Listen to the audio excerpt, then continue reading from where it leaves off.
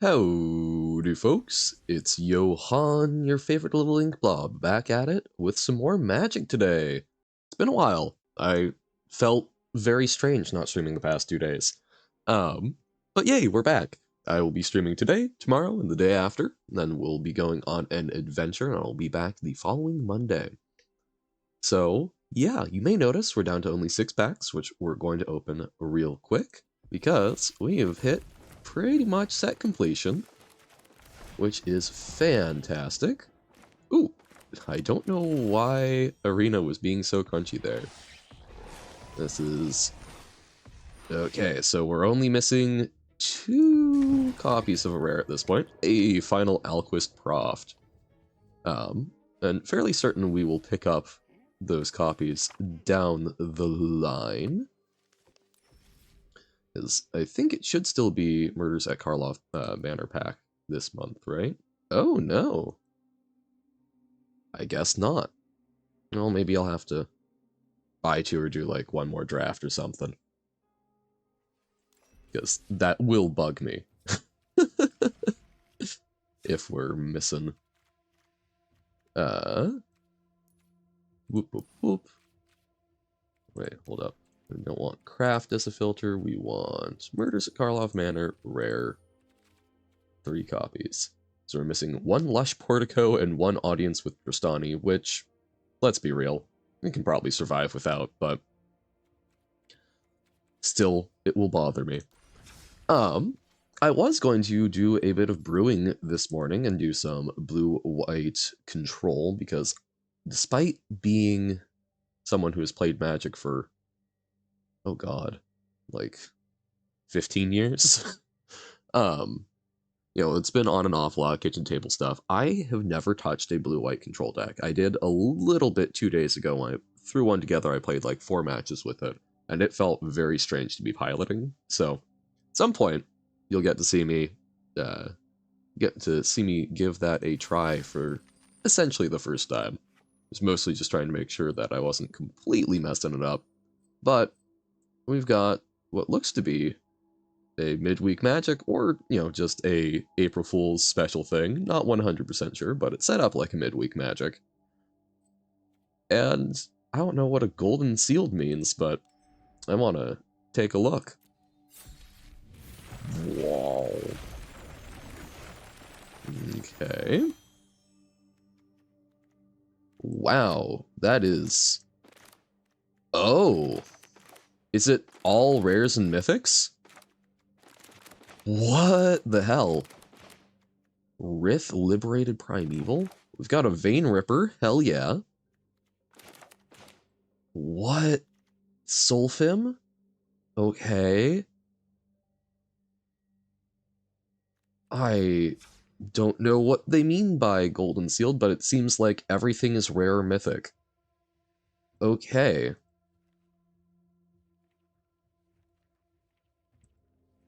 Interesting. How are we supposed to build a deck? Okay. Is there not a lot of super low-costed things? Fangorn. Threats detected. Quirion Beast Collar. Okay, that's a 2-drop. So, red and green, we've got some 2-drops. Black, we've got some good stuff. Wow, I don't even really know what to do with this. Elish Norn. Okay. Incubate 5. That's very powerful. So, okay, hear me out.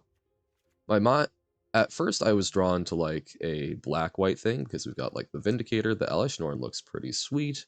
Metropolis Reformer, sure. In the Trenches, I think, is probably fine. Wait. Oh, I have 2 copies of Elish Norn?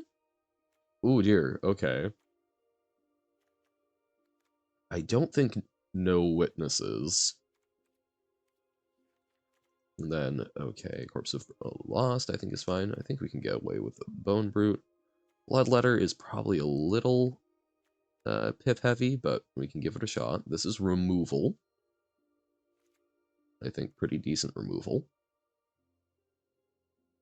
And can get some later value. Starving Revenant, I think, is fine. Not sure I want Rankle's Prank, but Vein Ripper seems very strong. It's very pip heavy though, which is a concern to me. We've got Veto. 4/4 flyer, sure. Oh, and that works with the Investigate, because it's just another permanent. We could also do, like, blue-black. Hey, Doppelgang. Yo. Murex probably gets in. That's a one-turn fixing thing. Jeez. We do have Leyline, so we could just, like, play all of our best stuff. Maybe that's what we do.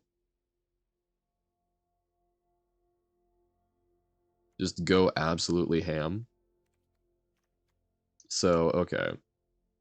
Let's try that. I love 10th District Hero. Don't think Valiant Veteran. Homicide Investigator, I like helping us draw stuff. I don't think Delny is that great. Metropolis Reformer is okay. We'll consider it. In the Trenches, I like. Corpses of the Lost, I think, is a little meh. Same with Hunted Bone Brute. Vindicator is fantastic. I will totally do double Elish Norn. Good removal. Not a huge fan of the Revenant. Bloodletter, I think, is cool. Veto, little iffy. Vein Ripper, absolutely. So, Guild Pack get in, Atroxa get in, Narset. Could be cool, not feeling it. Was dealt excess damage this turn. Made a 4/4. Interesting, also not necessarily feeling it right now. Do like Doppelgang. It's probably not great in, it's not great in limited. I don't think we'll get that high, we can't loop it. Okay. Huh. Okay. Not familiar with that. Not huge on it. I think Calyx is also probably not great. Okay. Aurelia, I think, is very good. Doors of Durin, I think, is going to be a little goofy. Absolutely take at least one Glissa. Oh, Rowan. I was playing a game of Brawl against someone doing this as a Storm Commander, which was pretty sick the other day. We do have double Glissa. That might actually be good. That's just an amazing body in limited. Ill-timed Explosion is a Wrath, but Matrada, absolutely. Steal all of their cool rares and mythics. Ezrim. Because we're just gonna build this deck as if we always have the Leyline, right? Analyze the Pollen lets us find our cool stuff. Bonehorde Dracosaur. Awesome. No Buzz Crusher. We could do the Performer. Is the Performer... I don't think the Performer's that fantastic. Virtue of Knowledge. This is one of the virtues I haven't actually seen before. Because I wasn't doing much during Eldraine, and it doesn't seem to get a lot of play. Oh. So it's a Panharmonicon.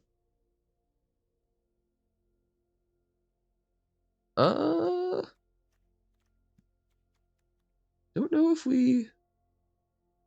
Don't think we have a whole lot to reward Panharmonicon, so I think I'll withhold, but interesting. I didn't know. That's a very late Panharmonicon, but neat. Intrude Upon the Mind, I think, is good. Vesuvan is going to have something to do with copying. Ah, okay. Intriguing. Steam Core Scholar, I think, is good. Skystrike Officer can make a whole bunch of cool stuff. I think Rona is also probably good, because even if we aren't caring about mana, we do care about having some cheaper stuff. So what would we cut for Rona? The answer is actually Analyze the Pollen. Okay. And then let's throw in some of our dual lands, probably actually all of our dual lands, just so that if we for some reason, don't happen to draw our one-of card that makes it possible to play the rest of our deck, we've got some things to help out. The beauty of a sealed that is Phantom and we don't care about. We can just play whatever we want. Alright. Well, let's see what goofiness we can get up to with this. And of course, we have to get into the spirit of it with Dwayne, the Rock. Alright. What madness can we make? Unfortunately, no madness. Very cool mechanic. They gave us one with nothing. Are there madness cards on Arena? I'm trying... Crimson Vow and such didn't have any madness, did it? Oh, well, okay, we 100% keep this hand. Okay. Bam. I think that's the first time actually getting to use a Leyline on Arena. So, we are set mono-wise. We'll see if we actually have, indeed, all of our best cards, or if our opponent just has better. Intrepid Paleontologist, okay. I think we want to get out in the trenches before we expose the Vindicator to harm. Make it a little tougher to kill, maybe. And we can also use that as removal. Fantastic.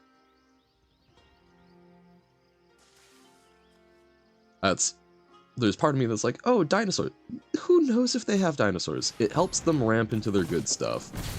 Yaris, okay. Probably just there to give everything haste, I imagine. Now we will disguise that out.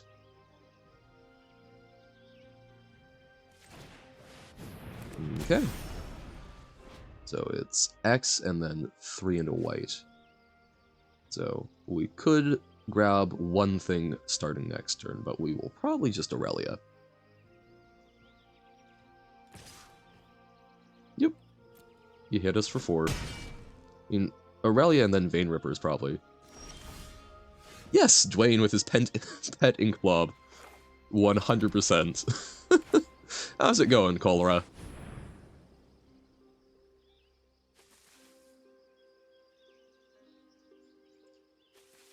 Does my Aurelia resolve? Looks like they're also on 5-color good stuff. I've got something to do.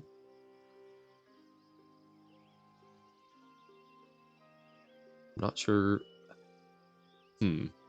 What have you got going on, Pimp the Monkey? I'm vaguely concerned. Is it not on my... Pylon, okay. No! Our good card! Fortunately, we have other good cards. Good! That's all one can ask for.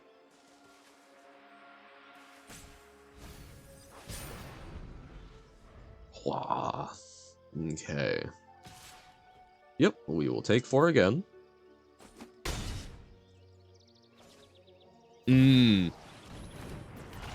That is a very... I've heard good things about that game.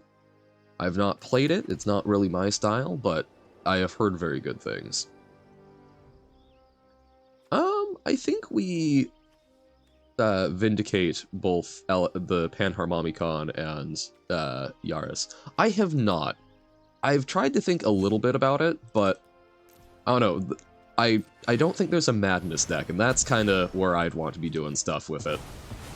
It is a very fun card. It's one that I think is very cool in paper. Oh, don't kill the Vindicator. We like our Vindicator.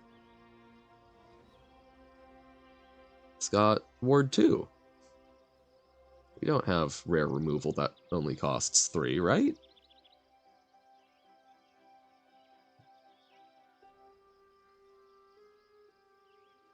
I have been trying... Oh, no! Okay. That was bad. Oh, hey, hey, hey. We get to see Etrata and Vein Ripper together forever. Because Vein Ripper is an assassin. Yo. But no, I've definitely been doing some stuff with Doppelgang. I've tried the, like, pure ramp approach, which resulted in some ridiculousness. But what I'm honestly wondering is if you take the World Souls Rage deck shell, and instead, I want to try that, like, without Nissa, and with more Doppelgang, which I know is just, like, a less efficient payoff than World Souls Rage, but I want to see it work. Still, RS and FTL, both are space games, and both rely heavily on luck to a certain degree. What, you mean you might have a particular type of game that you enjoy? Dun dun dun! FTL I've also heard very good things about. Or am I thinking of... No, that's... FTL? Faster Than Light. Oh, no, I'm thinking of a different one. I'm thinking of Hyper Light Drifter. Because I'm terrible with names. Hey, Elesh Norn, Mother of Machines, and then we can do our very own Elesh Norn. But we will do Etrata and Bloodletter, I think, because this is so close to lethal, and if they deal with Vein Ripper, it probably is lethal. Oh, and an Eternal Wanderer off the top. Oh, goodness.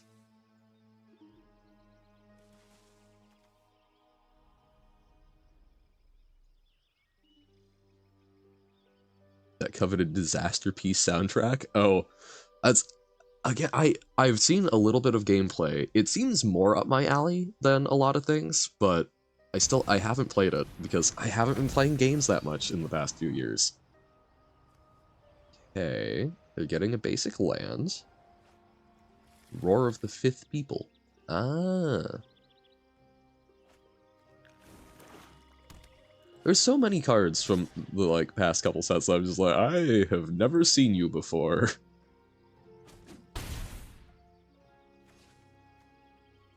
Because,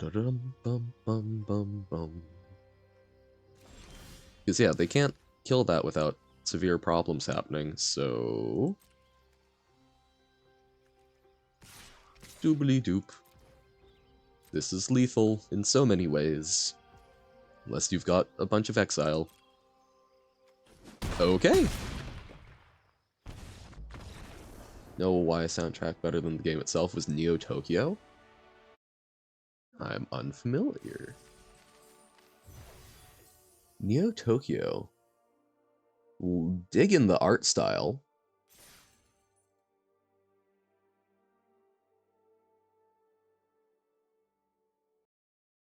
Oh, that's the anime, so I'm guessing they're related. What did we get? Oh, that's actually a pretty good hit. Good for a lot of Rakdos decks and whatnot. Neo Tokyo. Oh, that's... So it's a shooter with interesting... Huh. Yeah, that's... I was just taking a quick look. Sounds neat. Neon. Oh.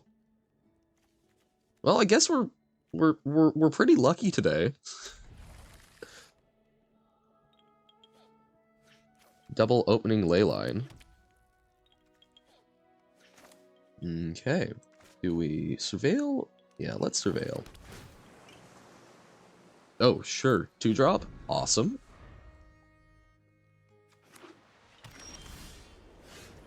Bam.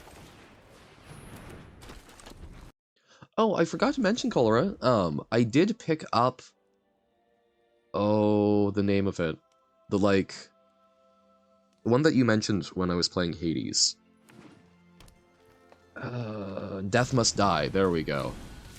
Why was that such a hard thing for my brain to find the word for? Yeah, so I picked up Death Must Die. Don't know when I'm gonna get around to it, but it's there. It's on the docket. Oh, another Huatli. Ba-dum-bum. So, Pollen Shield Hair. Wait, we've got a token?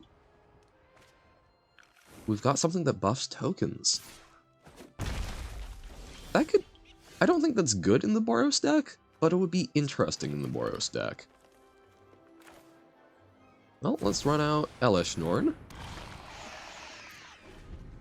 Machine Mother.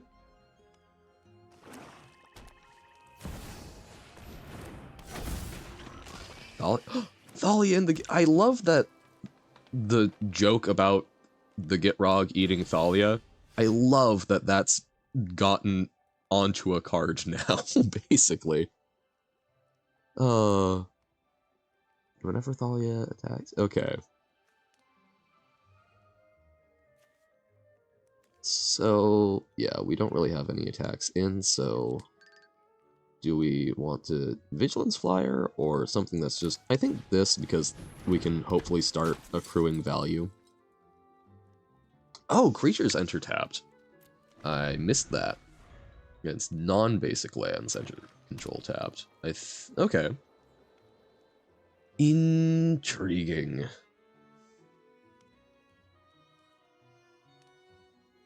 But Eleshnorn certainly makes this a much more uncomfortable thing for them to crack in, because they also take damage for it. So, I like that. Love some more lands to get to Vein Ripper. It's a basic land we can double spell next turn, which would be great. See, I'm taking the golden part of the Golden Sealed to the next level with the Leyline. Because all my things are actually golden. Bam. Okay. And I think... Let's run out Rona, because Rona gets to loot. So hopefully we can try and dig to the land. I think we pitched the Reformer in favor of trying to get to Ezrim. Tulsamir. Yeesh. The token getting buffed.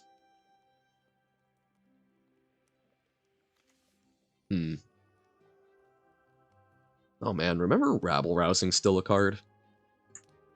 I want that. I wanted that to work so badly. It's just, it's so expensive, and wraths and so on, but I love it a lot.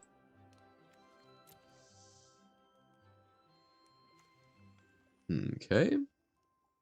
Because yeah, they're just not attacking because Eleshnorn makes that painful. Oh, okay. Sacrifice, draw a card. No blocks. And they take 2. Okay. Rona, let's see if we can get an untapped land. Ooh, we don't, so I think I actually pitch Intrude on the Mind so we can at least play something out.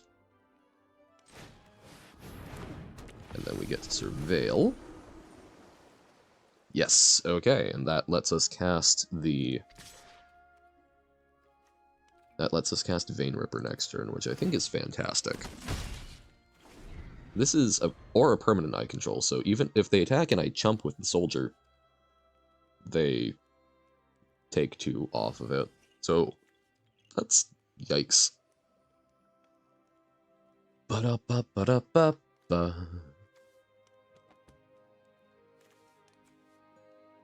Not really sure how to comment on this because I can't very well predict what's going on with the opponent. This feels a bit like playing Momir Basic. That's just sort of like play a bunch of hopefully cool big stuff. Okay, buff token.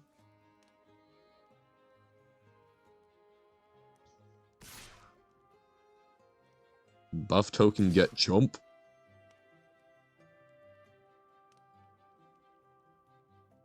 Ba-da-ba-da-ba. We chump there. Okay. They take 4.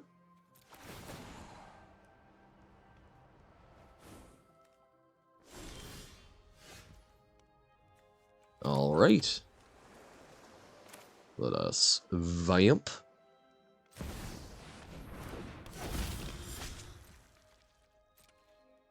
And I think just attack in the air.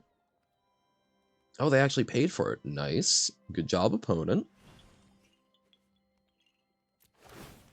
Because this does make another blocker, even if it takes a little time. But now they...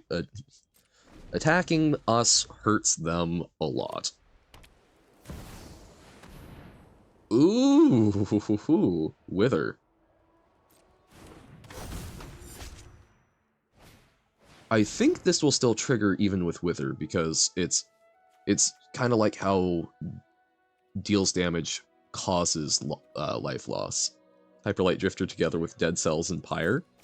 I can see how it goes well with Dead Cells, from what I've heard. Okay, but I think they'll just be dead, right? Ah, okay, so we can't chump the wolf. Which is unfortunate, but I think this attack kills them. And that gained us some life. So we block there. Block there. Block there. Metropolis blocks there. And I think we can survive not jumping with Rona. Yeah, I think this goes super poorly for them.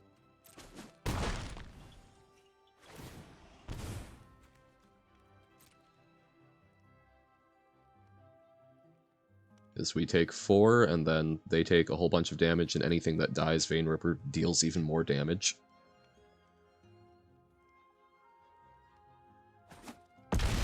We've just taxed them out of the game. And I am glad to know that, yes, it does still work with Wither. Sick. Okay.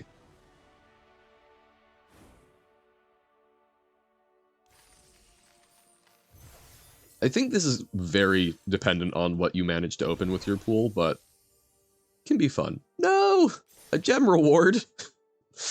The downside to being almost rare complete on a set. But hey, 20 gems. Hell yeah. Just need to do that another, what? 5 times 15? So 50. Do that another 75 times. And we'll be rolling in it. Oh no, we don't have perfect mana? I don't think this is keepable. Well, we've got Rona. It smooths the draw, sure.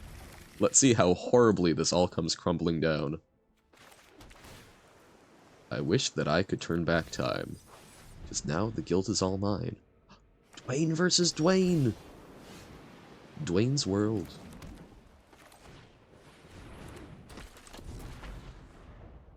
So I don't... Okay, so I've heard of Dead Cells. I've heard of Hyperlight Drifter. I don't know Pyre. That one is new to me. I think we just loot right now. We're probably not casting Vein Ripper this game, which is sad, but I think I'm more likely to pitch Bloodletter, since that's a more, like, present thing. We do that, and then we get to Quirion Beastcaller, which will start growing, hopefully. We would love a Black Source for Glissa and working towards the Vein Ripper. Aurelia is castable once we have enough land. Wow, this deck without the Leyline of the Guild Pact is markedly worse. Who would have guessed? But there's that Black Source.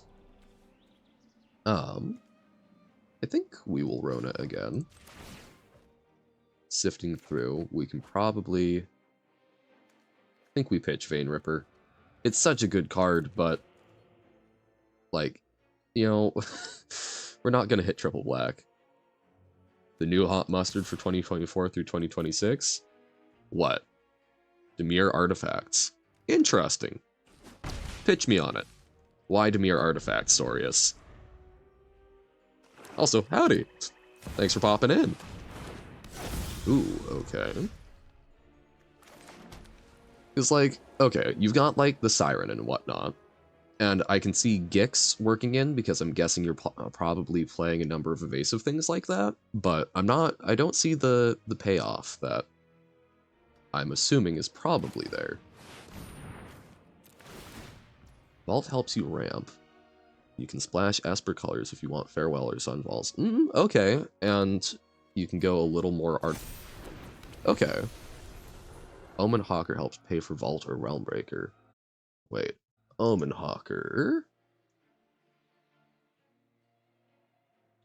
That's one ice. Okay. Oh, one mana. Okay. Interesting. That is a card I hadn't seen before, but I can see how that could do some work. That's kind of a Llanowar Elves, but better for what it's trying to do. So, I guess more of like a control-y shell?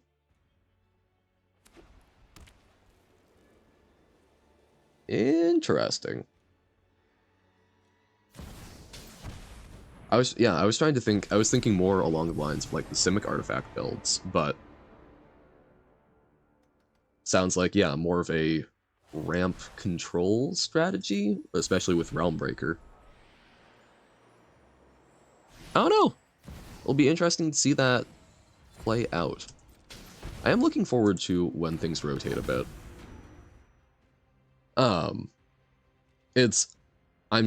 My collection is not great for trying to put stuff together, and I have missed the past couple of sets, so I'm like very out of the loop on some of the good stuff, but sounds intriguing. I think we would like to pitch the Reformer here. Oh hey, there's a super late Leyline. I think we Sunslayer and Atrata, grow the Beast Caller. I think we actually do Rona away the Guild Pact, the Leyline. Whoa. True, Disruption Protocol is a very powerful counter. So getting access to that with a lot of support for it. I see ya. Watch, they are 100% going to have Deadly Cover-Up. Don't think we pitch Intrude on the mind. So I don't want to draw just the discard. We could attack with Rona, probably. So that starts making... yeah, let's attack with those. Rona at them. Oh, actually, even better yet, we go here, and then Rona also at Quintorius. So they probably don't even bother blocking. We draw a card. I'm feeling decent. But yeah, I do like the ones that are doing like slip out the back and doing more like evasive strategies. I've been having a lot of fun with Bant Toxic. Oh god. That would be fun. Actually getting to see a meld pop off in Standard. Saffron Olive did the one with Mishra, right? But actually getting to see the Ursa Planeswalker would be pretty cool. I'm all for finding ways to make ridiculous cards do things. True. Still think we'll hold on to this, but I like Elesh Norn grows things, and also if they block, it's more painful for them. Okay. I'm afraid of what the opponent's got going on, but I guess they get to crew the Volt Strider, but this is still a very big attack. Discard mono black and then found out the hard way what happens when you use that against your deck. Oh. Have things along the lines of Obstinate Baloths.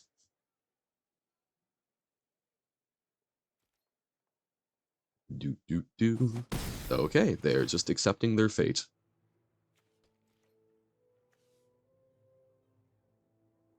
Rose Thorns. Hey, our removal spell. Alright. 3-0 with this 5-color pile. Pitched Mindbreaker, Unearthed Ah, gotcha. So you're already on the Tolarian Mindbreaker plan. Nice. We get adorable sleeves. Cactus, possum. Amazing. Okay. Howdy, Luffy. How's it going? So, okay. The artifact plan sounds very cool. That is something I will keep in the back of my mind, but I have only recently gotten all of the cards from the recent set. Oh, happy birthday! Or wait, April 1st, April Fools. I feel like I might be getting tricked. What I really want to play around with is, I'm a big fan of Doppelgang. Ah, it's on April 8th. Okay. So a week from now. Happy early birth. Ah. You got me. So, okay. I am a huge fan of Doppelgang. I have been trying to make it do stuff so much. Yeah, I've been doing like Simic and just ramping, and oh man, let me tell you, Titan of Industry is a great doppelgang target, but clicking through 40 triggers against someone who then just farewells you, and you repeat that like 3 turns in a row, and then you finally manage to kill them when you have no cards in your library. I assume that's I assume that was something that was scarring to them. It certainly has scarred me on the opposite end, even though we won.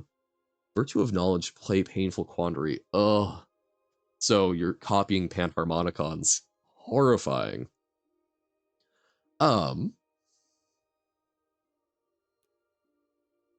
oh, Virtue of Strength, yeah. Um, so speaking of Virtue of Strength, what I like, we've seen, all right, how? I don't, does chat do images? Oh, I guess you can link to it. Okay, yeah. But the Nissa deck that's been running around, I guess if we've got one, we'll run one. But I think instead of playing all of those Nissas, I think play Doppelgang, because one of the big issues with this deck is that if they exile your graveyard, Solitaire Extreme deck. I'm not seeing it yet. But I think instead of more Nissas, running more Doppelgangs as a way around. Okay, there we go. Oh, outrageous robbery? Nice. That looks very fun. So, making all of that mana, and then you get to steal their entire deck as a... Oh, okay, kind of using that as the, like, mill out condition. Jeez. That does seem like a blast. But yeah, I'm wondering if we do the like teamer version of this and focus more on Doppelgang. Play a card, lose 450 life or discard 90 cards. Ayo. Yeah, putting people into a position where they cannot win, but they won't lose until they do something is lovely. Is it also the Philagi Archaeologist? Oh, how do you spell that? Archaeo. Oh, double L. My bad. Okay. Because this helps with looping and recurring stuff.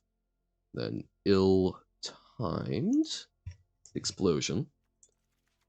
And then I'm assuming the rest is land from what people are doing. I'm just, my only contribution is, okay, but what if Doppelgang? Oh yeah. No, it absolutely gets a lot of graveyard hate wipes it out, but that's part of why I want to mess around with it. I'm curious if Doppelgang will help it out a bit. Because if you can get a little bit in the graveyard, do some of that looping, Nissa is really the big part of, at least in my opinion, why the graveyard is quite so important. Because if you can just do that like once or twice, You get all of your lands out, and then you're cooking. They use it just to copy Virtue of Strength, but I'm thinking I've been using it to copy my own lands and so on and so forth. And then we can copy whatever the opponent does, or even just make a bunch of copies of 1/3s. So I've seen a lot of them run just like one copy. I'm curious. I want to run more and focus less on the Nissa plan. I don't think it's necessarily good, but I'm curious because then also it helps. I think that was my big issue with my Doppelgang entirely focused deck, was that it was often not having a way to actually just kill them.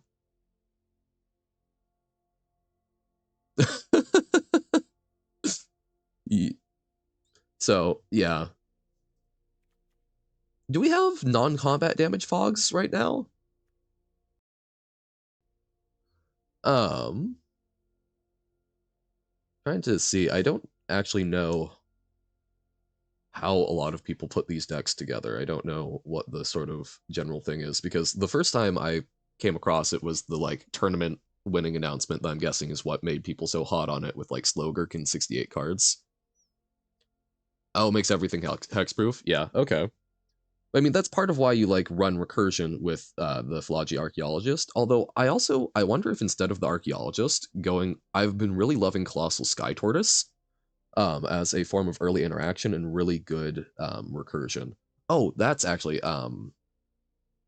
Shigeki?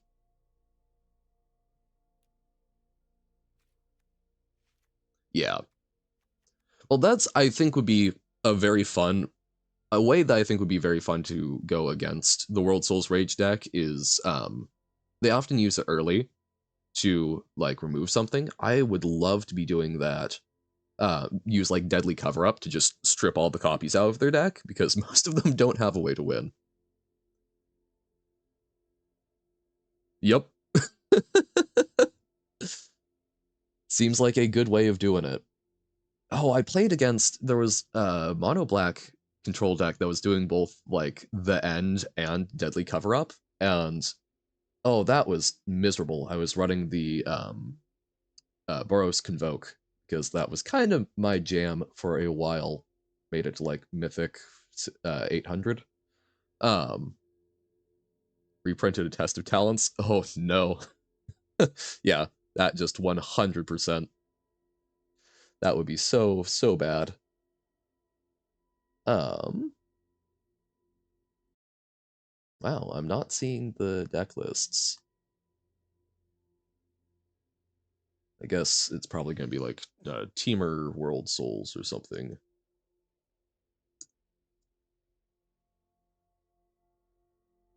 I just want to know how many lands they run. Do.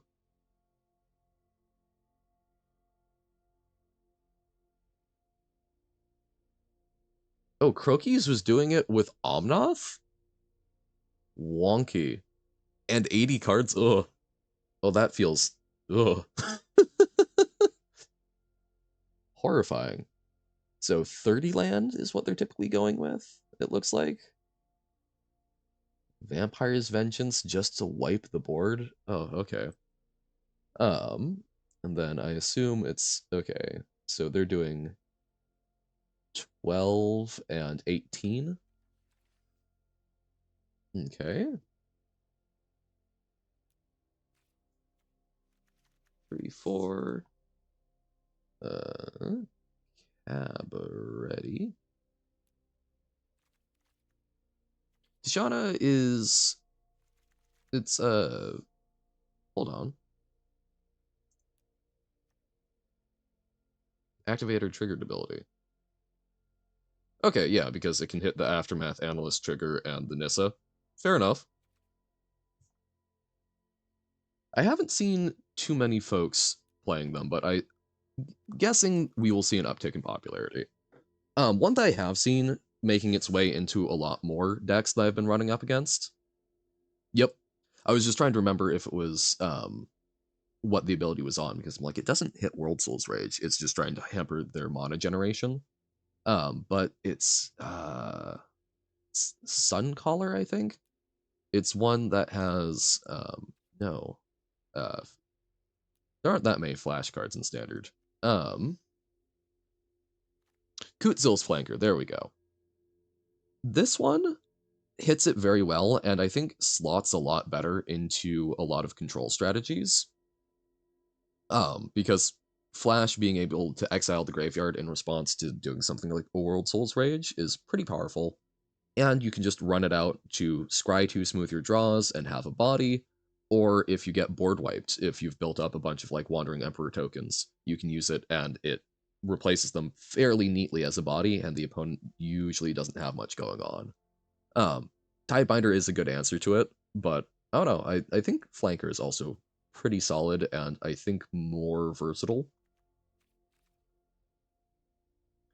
Yeah, Danik does also, I've seen, but typically that just seems to get cleared with explosions and so on.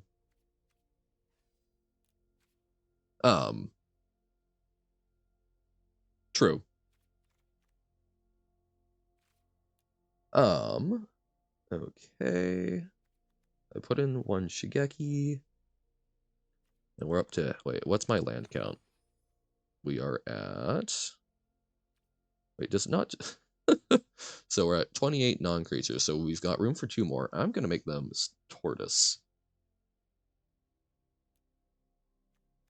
Wait, no, what's the, so it's Colossal. Is it just, oh, it's Sky Turtle. My bad. Bam, bam. And then let's do a few more basics.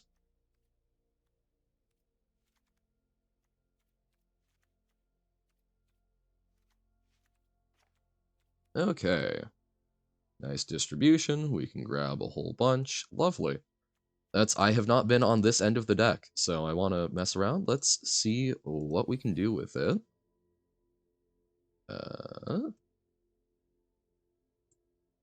Doppel the world. And then, very important, go with Nissa. I like Dwayne a lot. Dwayne will come along. Okay. Let's see what we can get up to with Doppelgang and that World Soul's Rage shell. Even if there are a lot of ways to go against it. I've seen it do some pretty powerful stuff. And I think it's better than what I've been doing. In best of 3? Probably.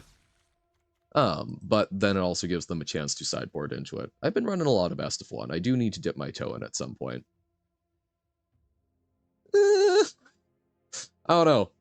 I was running a lot of Boros, and even then I was feeling like sometimes I was too slow with the life gain they were able to pump out and pick stuff off. But we'll find out, right? I think everyone has very different experiences with decks and gets different impressions of them. I don't think World Soul's Rage is better than a lot of the other stuff out there. I think there's a lot of it because it won something, and so people are very high on it right now. But it's also, I think it's a way for me to play Doppelgang that's better than what I was running. So that's most of why I'm curious about it. Lulub. Okay. Got the Analyst, we've got a Doppelgang, heck yeah, and a World Soul's Rage. Let's give it a shot. Whee! Let's go fetch our red source.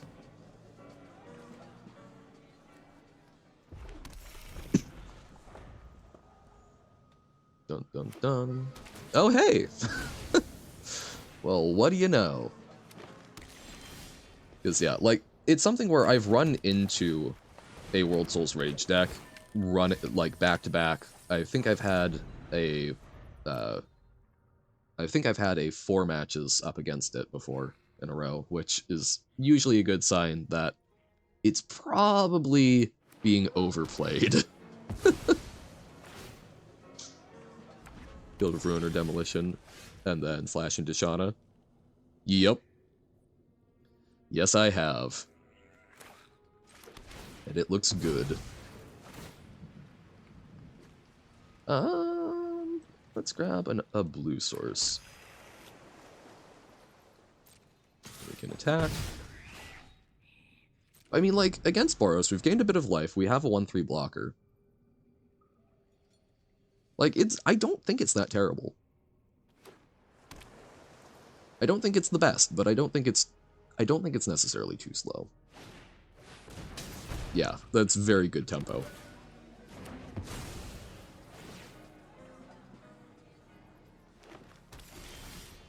Okay. And yeah, we do, I think we attack, and then World Souls Rage for 2, bring some stuff back. We're thinning our deck a bit more, rather than popping the Analyst.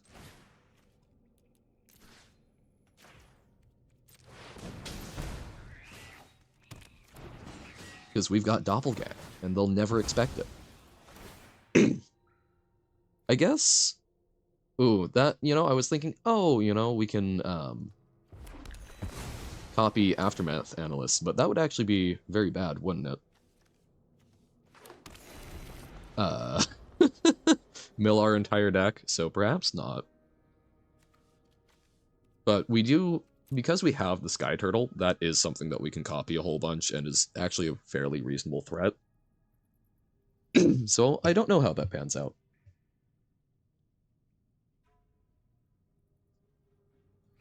Do do do do do do.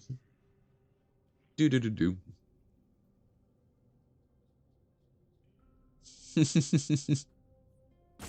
Yeah.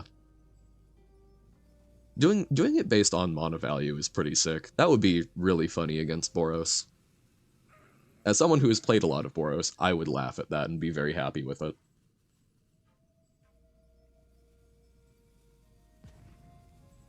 Okay, opponent thinking.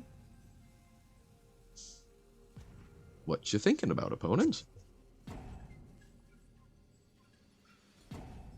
Ashes didn't count the land as 1 total. Right. Yup. Okay, playing a Nissa. But we can copy their Nissa. Don't think that's a great idea, but we could. So we are at 7, so it's still Doppelgang for 1. We probably just hold up... Do we even hold up Memory Deluge, or do we just go for it? I think we just go for it. Because it's not like... I should have held a blue, maybe. But okay, we can grab that. And we'll grab an island. So we've got ill-timed explosion. So next turn we can crack Analyst and then ill-timed.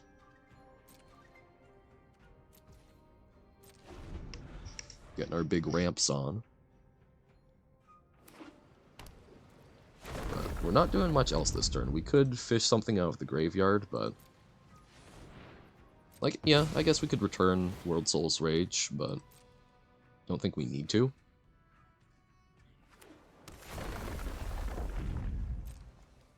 Doo-doo-doo. Hey! They've also got a Doppelgang. Although I know a lot of them are running, like, a one-off of it. Cowards run more. Doppelgang's fun, even if it crashes the game. I've discovered. It does... Arena is not set up to handle, more auras... Simultaneous entry of auras, and if there are more auras than there are targets for them, it doesn't let you double up and auto-resolves it, so... That was rough. And amusingly, filing the bug report, ended up... the website could not handle it. It just kind of kept waiting, so... But other people had observed some similar issues with Doppelgang, so I don't feel too bad that my attempt to mention it went unresolved. But, you know, I figured they've figured it out with, like, distribution of counters, so, and dividing damage, so there's probably a way to basically port over what they're doing for simultaneous entry of mass stuff. Okay, opponent concedes. Don't know why, but okay. Let's give that another chance.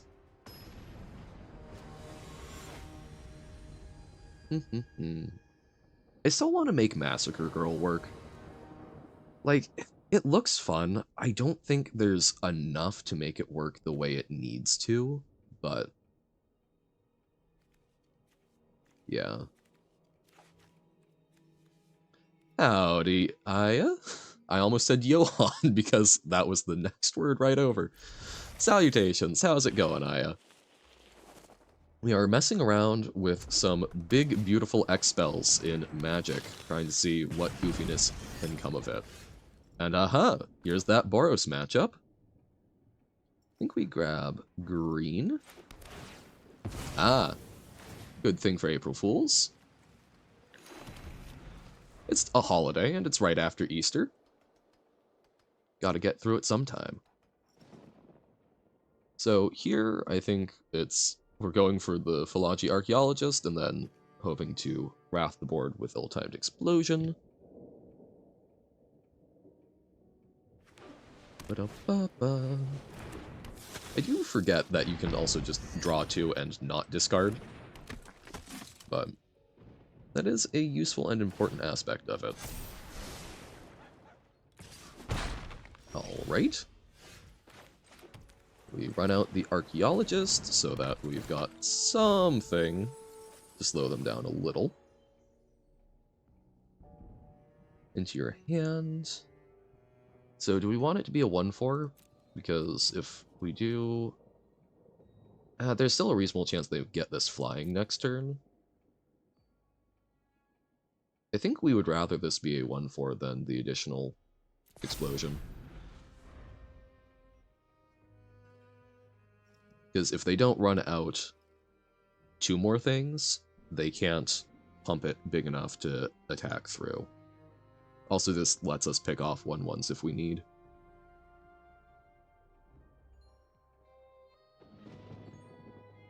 Like, I think we're doing okay for now. Biggest concern is trying to pick up something big enough to hit the Warden with an ill-timed explosion. Oh, if they're doing that, rather than pumping up the Warden, I feel a lot happier. Because now they're not going to be able to pump it again the next turn. And Regal Bunnicorn becomes a lot less scary if we can Wrath. And there's the Colossal Sky Turtle that we needed for it. Gain a life, grab a red source. And then, no attacks. As long as we survive this turn, and I suspect that's likely, we should be able to Wrath them with the Sky Turtle. Unless they triple up. No, even if they triple up, they need to quadruple up on the Warden. So I think we'll get to Wrath them this next turn. Even if this is Imidane's Recruiter, we block 5 damage. And we're probably okay.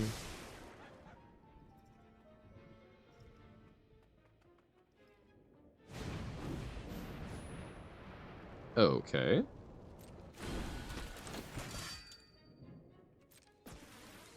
And I don't think we want to bounce it. Since we Wrath this next turn, we just block as much damage as possible. So we are taking a lot. Do not get me wrong. This hurts. But I think we should be able to manage. Another Doppelgang. Discard the turtle, and I think one of the Doppelgangs. I think Doppelgang's a little too slow. Who would have guessed?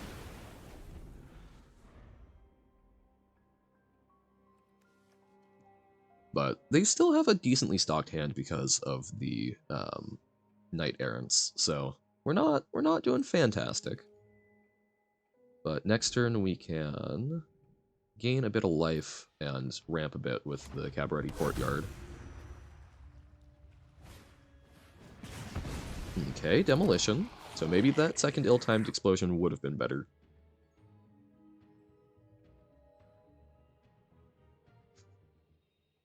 Because we will not be able to kill the Bunnicorn with a World Souls Rage. Yeah. So definitely should have gotten back the ill-timed explosion. More Wraths is just good. That was my bad. My B. Because even 2 damage would kill the Bunicorn here. But as it stands, we get to gain a life and then hit something for 2. We could play out another land, go for 3, but we don't actually get more life back that way. And we don't have a way of killing the Bunicorn, so that is indeed game, because we can only copy one thing and it won't be enough. Alright.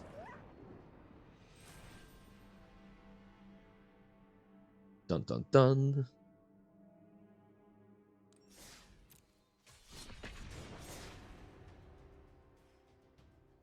Ooh. I have played around a little bit with fight rigging, thanks to the Bone Brute. You can now do it in like 2 colors relatively well. It's just such an awkward... The fact that all of those 6 power ones are 3 drops rather than 2 drops, I mean, it would be ridiculous if they were 2 drops, but I don't know, I love fight rigging in concept, it lines up poorly. If we had a Llanowar Elves, if we had, a little 1-drop Monodork, I think I would be very happy running it and have a lot of fun, but it just feels a little too clunky right now. Okay, grab a blue source. And we get to Archaeologist. The fact that it's a basic forest, I imagine, means we are up against a mirror match. Mono green is another one I've been tinkering with that I think just gets completely outclassed. Unfortunately, all of the board wipes really suck for mono green. If more of them were destroy even, I think it would be doable. It's just, they're all of them. All of them, it feels like, are exile. It's not really the case, but Temporary Lockdown, Sunfall, and Farewell are the big ones that get played, and they just... You can't even play any of the creatures that get value on death because they don't die. Here, I think we actually probably bounce their Nissa just to prevent any significant mana advantage. Yep, they just replay it.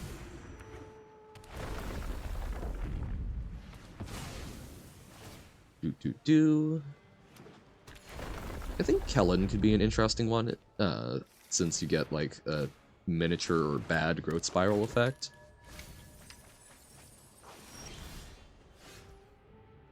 Okay, we aren't getting the pieces we need to pop off, and they are, so we probably lose, is my guess of how that goes.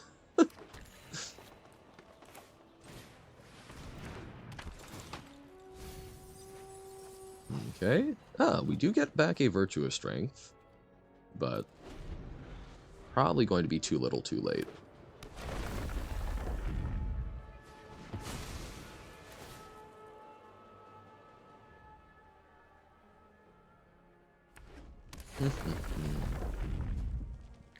So, like, compared to the Simic Doppelgang deck I was playing, which I might switch to a little bit, just get some comparisons, this deck has more stuff for surviving early and for being able to pop off a little lower, better payoff. It doesn't have as much to actually ramp it. Basically, your ramp is the Archaeologist and Nissa. So... And since we aren't running as much Nissa, because I don't like that form of ramp as much, and I didn't want to spend the Mythic wildcards, didn't want to commit to it, there's less going on. I like having the Memory Deluges and whatnot, that does help out a bit, but... Oh no! I don't know.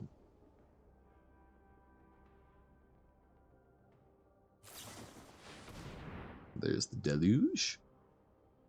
Like, the Nissa form of it feels a bit more Storm-like, which I do enjoy, but Well, I'm playing Doppelgang. I'm not playing Storm. I'm playing make stuff big.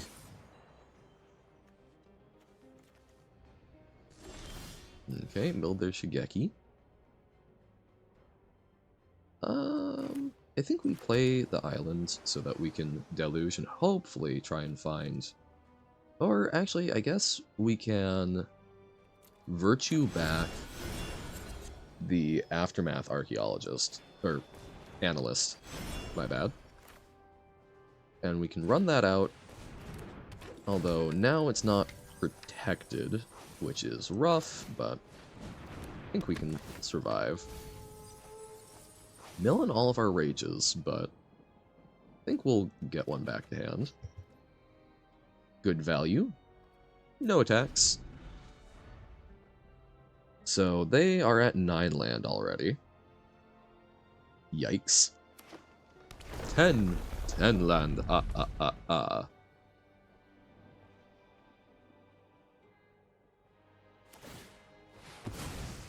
recur all of them. We could do like a little baby World Souls Rage. Try and kill their Nissa, but they've still got 2 more in hand, so probably not the right idea. Could Doppelgang for 1, copy it. Still don't think that's a great idea.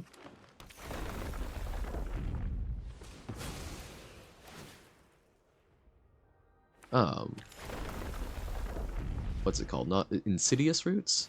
The green-black, exiling things from your yard, or even not exiling. Things coming out of your yard. Turning into, saplings.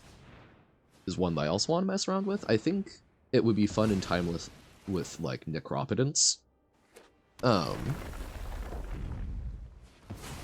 think there's better things to be doing with Necropotence. Is it Necropotence or Necropotence? I think there's better things to be doing, but I think that's a very good way to make the roots work. In fairness, this could also be...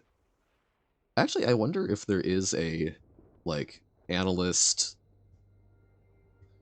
I wonder if there's a shell where you are, like, looping stuff like this. That would work with that. Problem, yeah, it still really hurts to graveyard hate, and I think my biggest thing with the Roots deck is that it gets hit by temporary lockdown, so basically you're paying for the sins of Boros and just incidentally getting hated out. Didn't discard, so aren't as scared of my board. Which is fair. Oh no! Well, at least we get to World Souls Rage to bring back some lands next turn. Will only be 3, most likely. So not as good as if we did get to Analyst. Da, da, da, da.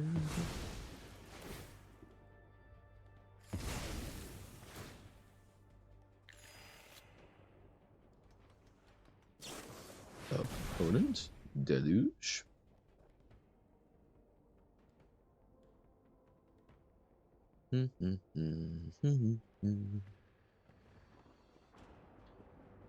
Yeah, Doppelgang for a bunch of lands with Anissa is also annoying since you have to manually click which mana you want each time, but it is doable. It can be done. I have done it. It cost me much, but there we go. And then we rage for 3. They will just play another Nissa, but I am okay with that. We need to get ramping.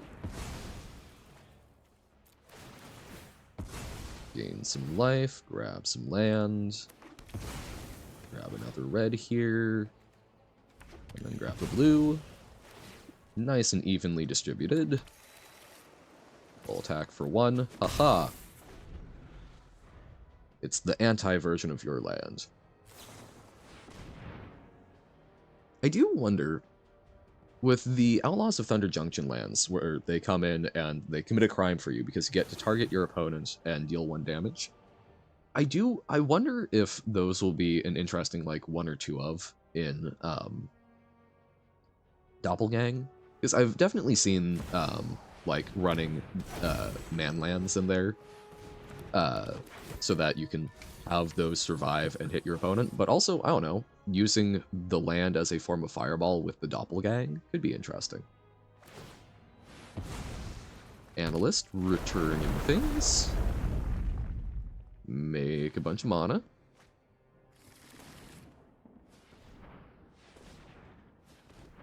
Do. I try not to watch the viewer count too much, but I do think it's indicative of how exciting these matches are when we go from 5 to 2 over the course of one Aftermath Analyst recursion.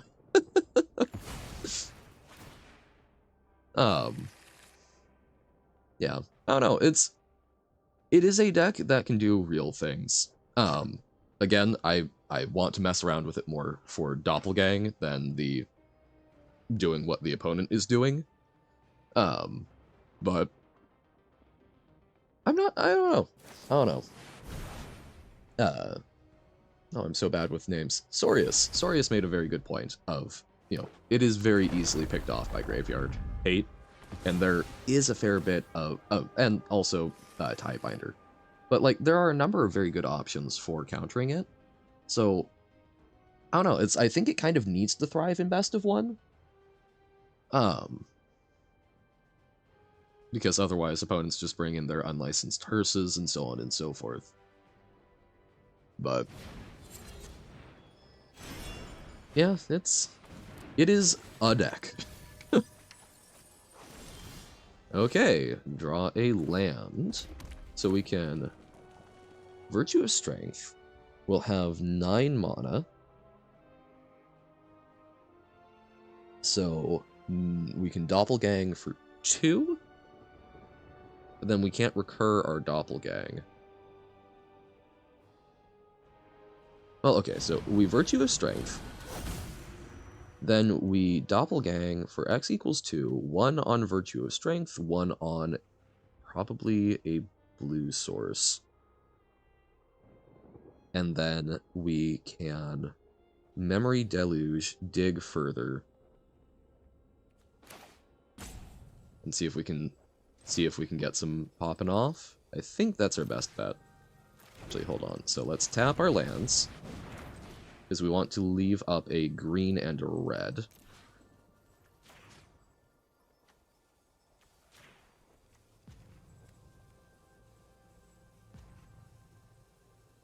Oh, right, it's 8. So we leave up... Yeah, we'll leave up the red so that we can also ill-timed Explosion. But I think that's going to be end of the line. We'll grab Analyst and another ill-timed Explosion. We will now ill-timed Explosion. So now we're on mono blue plan.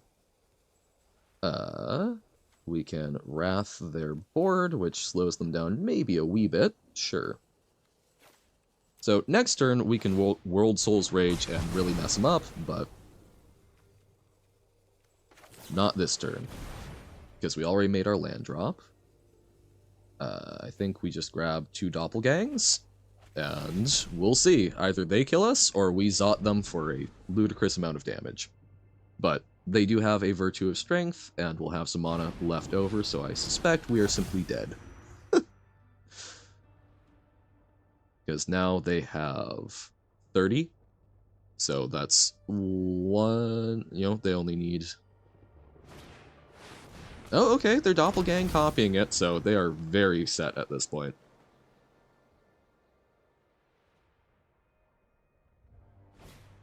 Yep, they got it. Well, I don't know. I'm gonna let's mess around a bit more with the Simic Doppelgang deck I've got going. That's just, it's all in on Doppelgang. It's not good. It's better than I expected it to be. But it feels more honest somehow, because it's not just counting to a big enough total to just fireball them. It's counting to hey, can I make 40 Titans of Industry? And that's way less than I can make because, dear lord, I don't want to crash my game in this match. Okay. Don't keep this hand because... actually, maybe keep this hand. We'd like to have turn 2 ramp, but we don't have a lot of it, and we've got the Topiary Stomper.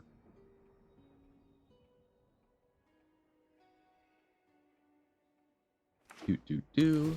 Black-white life gain? That is another one I want to put together. I like things with Voice of the Blessed, and Case of the Uneaten Feast creates an interesting dimension to it. Gumdrop Poisoner, pretty good.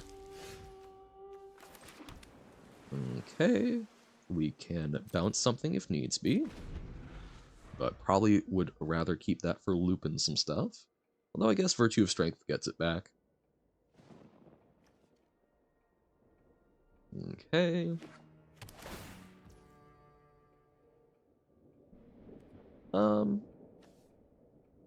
You know, let's bounce it. No. Yes. Because we end up losing the same amount of life most likely, and it denies them the Explore. Phew. That's to us. Because if they spent their turn replaying that, I'm kinda okay.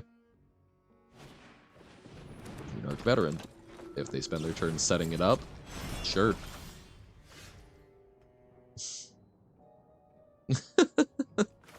Definitely not. Very believable. Do we Stomper or Return? Because Return, we then get something that can trade with the Veteran. So yeah, let's go with that. Phew! Fire it off. Let's grab an island. Ah, I see. Well, I'm glad they're enjoying it. This is a deck where it may be something where I want to cut a few of the spells and go for more lands. Just because missing land drops hurts a lot.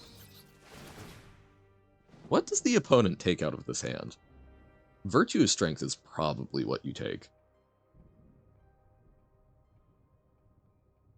Or at least I think that's the thing that... Interesting. So the turtle, because it's interaction, that's a fair reasoning. Lost in the Maze. Don't think it's good, but I like it. So I guess we should have grabbed the green so that we could guarantee Virtue of Strength and Topiary Stomper. But, oh well. Sloppy plays.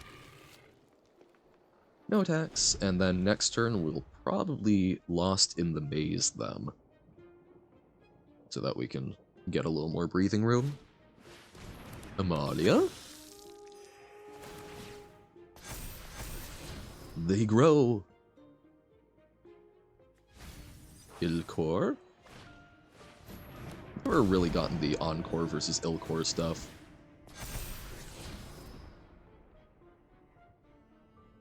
I know that was like a big thing back in the day with like the Rathi invasion and whatnot. Okay. It grows and snowballs. So, okay. Not having a land drop this turn probably means we've just lost, but we pay 3, but we can tap down their 3 biggest things next turn, and that continues through a turn. They get stun counters, so we can hopefully get another turn to find our footing and copy some of their life-gaining stuff, or, you know, slam a Titan. Yep, they will gain the life. All good.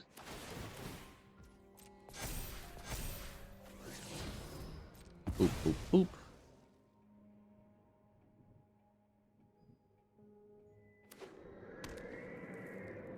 Okay. Gaining more life. Alright. Resolve, resolve, resolve. And before passing to attackers, we will tap down these things. Even though we do pay 3 life here, it's saving more in the long term. It's an investment.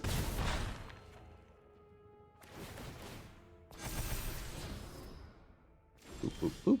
Okay, Glimpse the Core is good for ramping, so we get to Scrap Gorger, Glimpse the Core, and then we can grab something back with Virtue.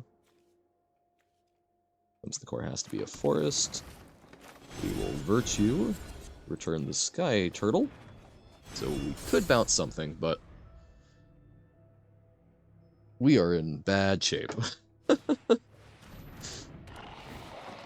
Because we're only at 6 land, so we'll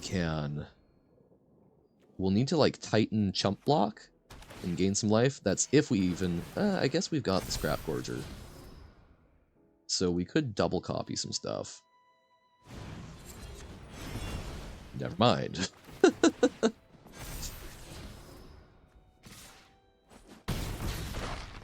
Alright. Yeah, this is what happens a lot with the, hey, let's just ramp and do goofy things. I've got like some witness protection in there and whatnot as like a little bit of interaction, but that's part of why I'm like, I wanna mess around with the World Souls Rage, just because they've got enough. I've seen them do well enough with their interaction with like the ill-timed explosion and whatnot, so I'm like, is that a better shell than just haha land go burr? Got turn 2 ramp, we've got Shigeki so that we can do a little bit of looping. This is our Wrath equivalent. We've got a Sky Turtle for some interaction. And also, Shigeki plus Sky Turtle equals a very lovely little loop. No more lies. Crazy! Who would have guessed?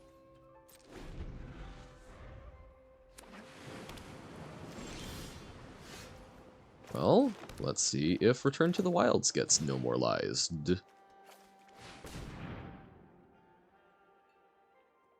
It's just a little ramp and a 1/1. I wouldn't be that scared. Always counter the payoffs. Yeah, there we go.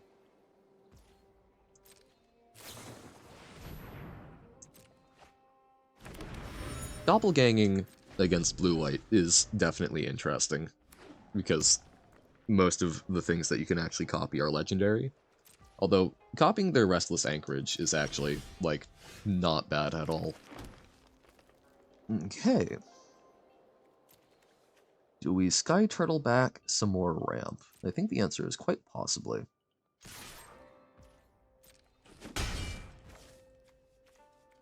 Because we don't have any of our draw spells and whatnot, so doing this for deck thinning. I want to do it on my turn so that we can attempt to cast it. They Kutzil's flanker were sad, but you know, we're just a little guy in gold. Aw. They did no more lies the payoff that time, but that's okay. What will you do against Glimpse the Core? If we just do nothing that the opponent cares about countering, what does blue-white even do? The answer is slam planeswalkers and accrue value, but shh.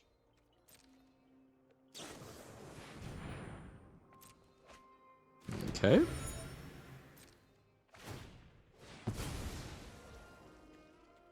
The fact that our loop relies on channeling helps a lot, I think, because there's not a lot of folks running stifle effects, I guess. Okay. Well, we don't attack in since they can Restless Anchorage.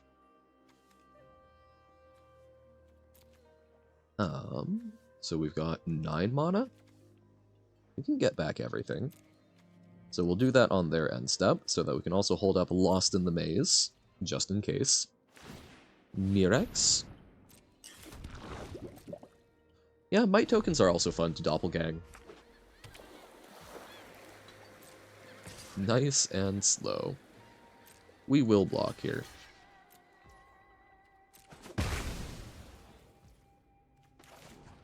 Beep, beep, beep. 1, 2, 3. Yay. Now flanker? Ah. Oh, sick. Okay. We will definitely hold off on that because we... Oh. Yeah. We can try this. I think there's a reasonable chance, even though it's a spell, because we can pay for no more lies. We want to ramp so that we can pay for no more lies on Virtue of Strength, but they might be running something like, not Dissipate. Maybe Dissipate? Or the Cover Up, the one that shuffles stuff back into the library. Disruption Protocol. Okay. The bright side, that doesn't exile it, so we are capable of getting stuff back. So let's glimpse the core, grab more land. See, like this matchup, I actually really like this deck against blue-white control. Like, yes, they can Jace us, and it's bad. But there's also a lot of times where we just get to sit here dirtling with lands and then slam something big that they aren't able to respond to. Okay, we will be taking a poison. Unless they, like, fire everything up, so we want to Lost in the Maze. They do not. Okay. We discard, get back Virtue. Spin, spin, spin the wheel. Try and Garenbrig back the Tortoise. Counter again.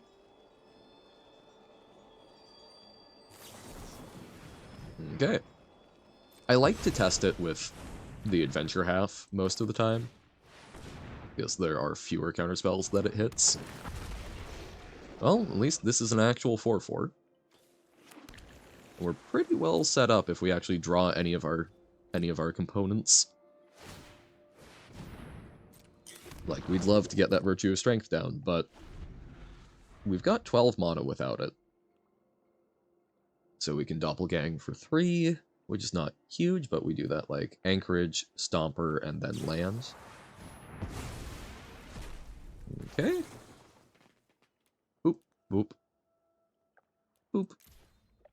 We'll tap down our own thing, and theirs.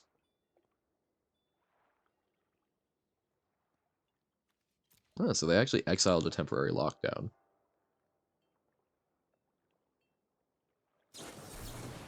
Okay, countering that. All good. That happens, opponent. You got us. They might actually have us.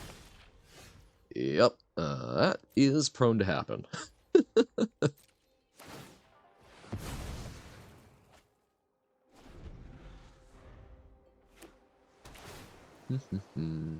Surveil.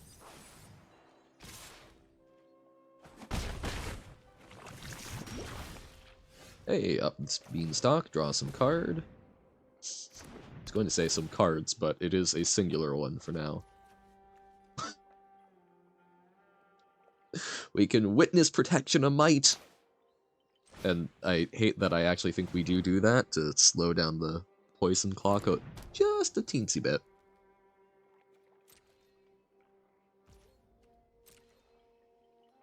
It's a legitimate business might.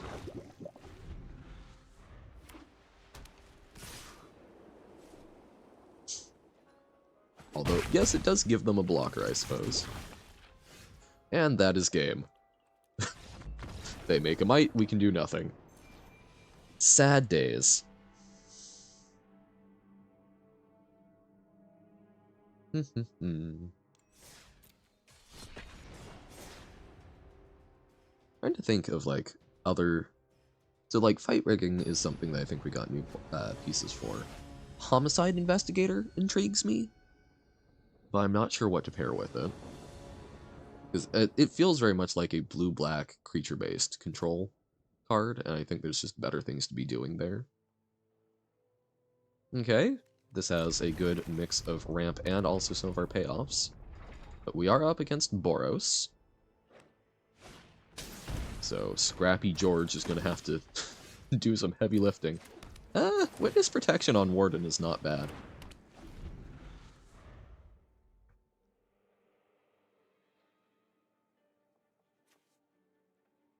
It's a citizen. Second Warden. Alrighty. The Epicure. So, like, I want to play out Scrap Gorger so that it can theoretically block, but then they also might just case, which would hurt a lot. But I think we try it. We need to hit another land drop this next turn, otherwise we're in very bad shape. I think we're already in bad shape, but... Evangelist?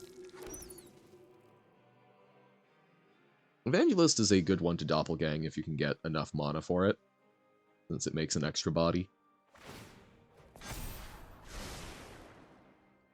They discovered the secret. Have 3 power. Oh, okay. That was a reprieve we sorely needed. We can up the Beanstalk. Can we afford to glimpse the core, or do we need to bounce the Evangelist right before they go to attack?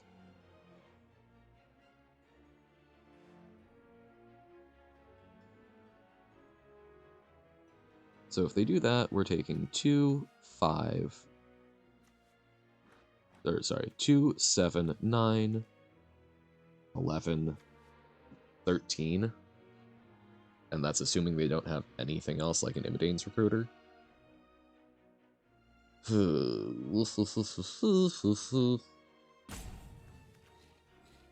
Yeah, I think we need to bounce it.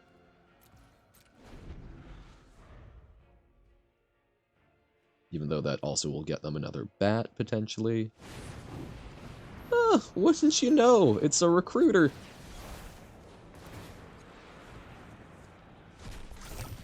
Oh, that hurts exiling our own turtle. That is... I was just like, oh, some sort of dork that also helps hold the own the ground, but... That is painful there. And... yeah, best we can do is, like, copy a recruiter, so... We take 4 in there and we die! That's what happens with this deck.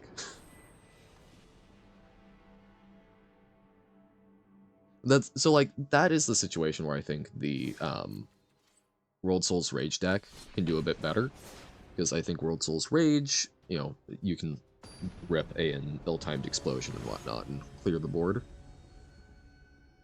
But so, like, maybe we go Teamer, but we don't do the, like, Aftermath Analyst plan. We take the, like, ill-timed explosions out of it. We borrow those, but then just sort of keep going with this plan. That could be something. Don't know if it's a good something, but it could be something. Because, yeah, we die badly to any sort of aggressive deck. Because we don't have the life gain, we don't have the board wipes. Just think adding a third color. I think adding a third color without having those fetch lands is a great way to just not have a good time. We don't want to legitimate business person Feldon, because that only actually shrinks the power by 1. Like Godric, we do. Although I think we're just dead. Because we can business person the Godric. And that's 6 damage, assuming they have nothing else and it's mono red, so they've got something else.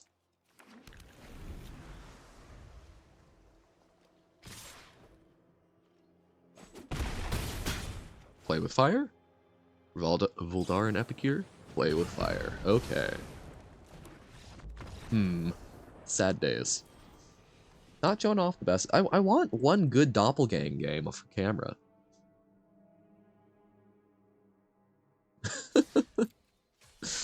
We are just getting rolled.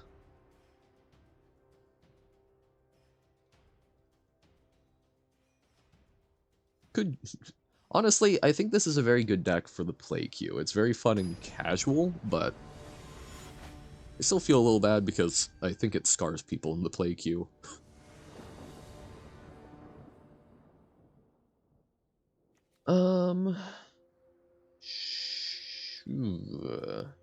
This doesn't actually have direct access to blue other than through the Gorger. Here, I think we pitch the Doppelgang and then just try and do this curve. Domain is the deck that I'm interested in crafting into. Feel a little bad because I think it's just very good and feels kind of gross to play against, but another mono red. Aggro does well on the ladder, which is, I think play queue is where you see a lot of slower decks where this deck can actually survive, but ladder you're just gonna, yeah, get redded and Boros. Beep beep.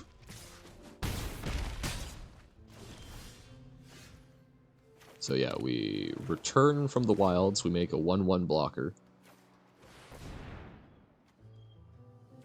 Which, I'm sure they've got Monstrous Rage or something to just zoom on over.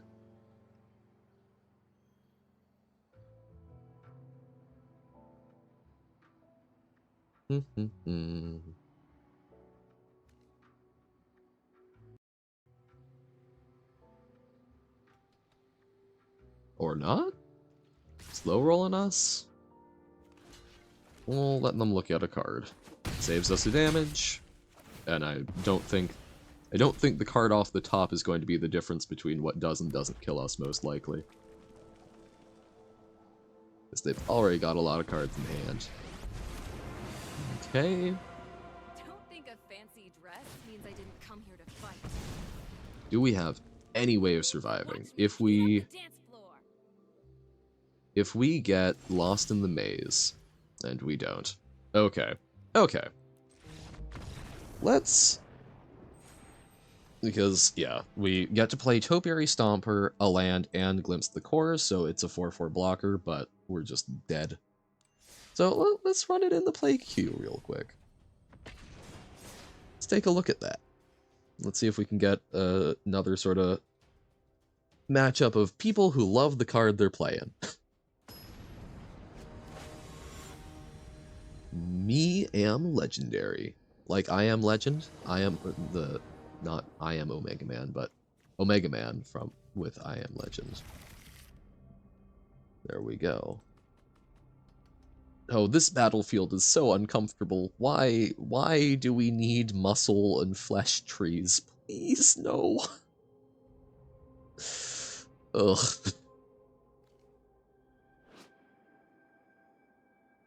Wow, it's a good thing we brought a poet, says Wada. Sounds like someone I would be friends with. It's not so bad, all you have to do is keep from looking down. Not someone I would be friends with. Not helpful.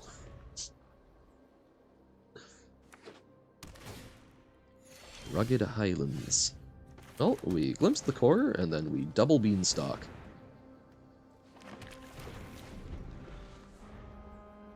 The fact that they're playing a Rugged Highlands inspires me with some confidence. So, Dino deck? Maybe?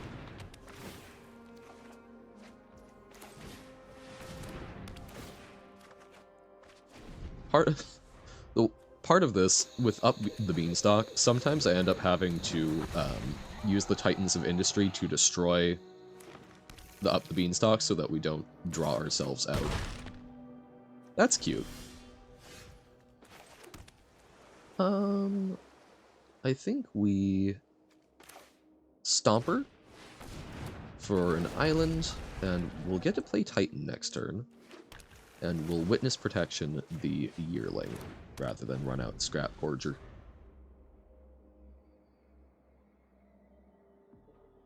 Because that significantly, even if they play some big dino, we will have a little more time. Ooh, an Atali. As I like when you get the individual card rewards and you get something good like Atali. Like, that is legitimately, my day feels better because now I have a copy of Atali. Hey, there's a Doppelgang. I think we start with the Titan, but let's just draw 2, and then we can gain back some life. Yeah, I think we do life and Rhino. We get to attack in. Like, if they play an Atali, then we get to Doppelgang and Atali.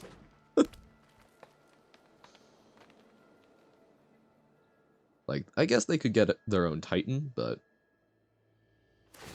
we would get to make 2 Titan. Ooh.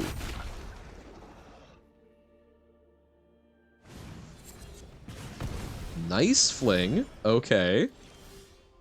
I dig it. I'm picking up what the opponent's putting down. Well, here, let's Doppelgang for 2 on our 2 kind of largish things. Gain some life back. And pull out some more lands. So we'll do life and Rhino. Life and Rhino. And let's grab some more islands. Sick. Feel like we're pretty happy at this point, because I don't think they can set up another big fling like that. It's not a big Doppelgang pop-off, but, you know, 2 Titan of Industries ain't bad. Or 2 extra ones.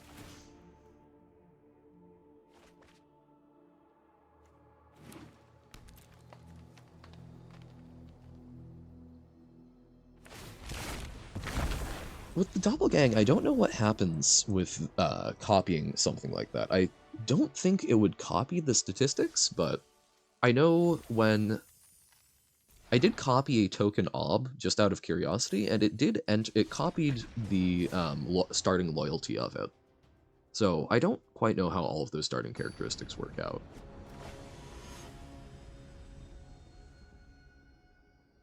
Emulgator. Okay.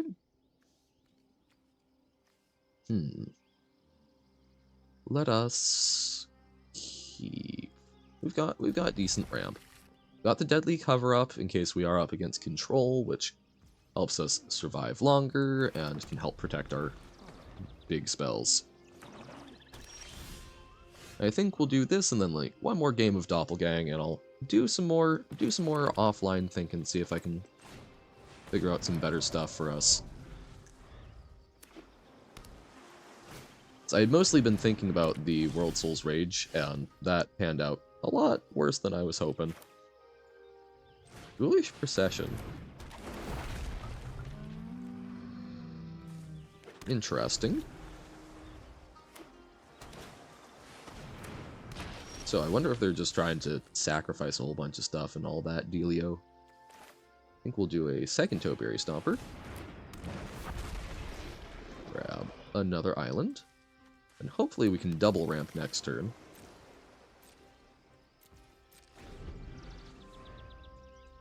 Do Glimpse and Return.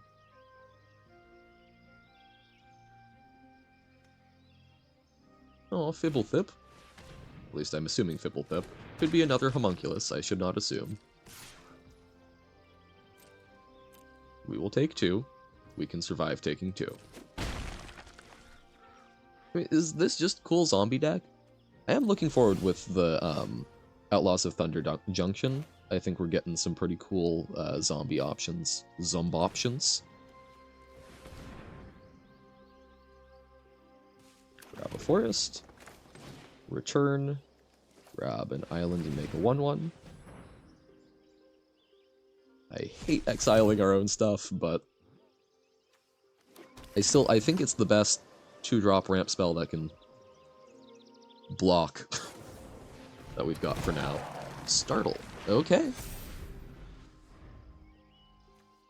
So, grow, champion of the parish. Oh, it's Necro Duality. Yo! We could copy that a bunch, but we don't ever get non-token copies of these, but we can copy their Champion of the Parish and new goofy stuff. We do play Titan of Industry. I feel bad. Like, this is... Which one do we be mean to? Do we destroy the cool ghoulish procession or the necroduality? And I think the answer is the necroduality. Which is sad. I feel bad. It's such a cool card. They get to trade with one of them, with the Death Touch. And they get an extra zombie.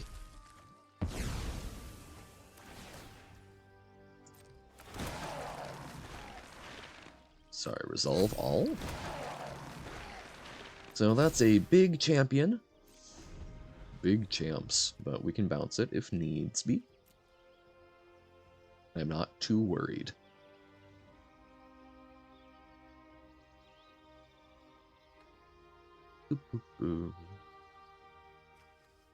Yeah, we're getting Gisa, who I don't think is going to actually be that good of a zombie card.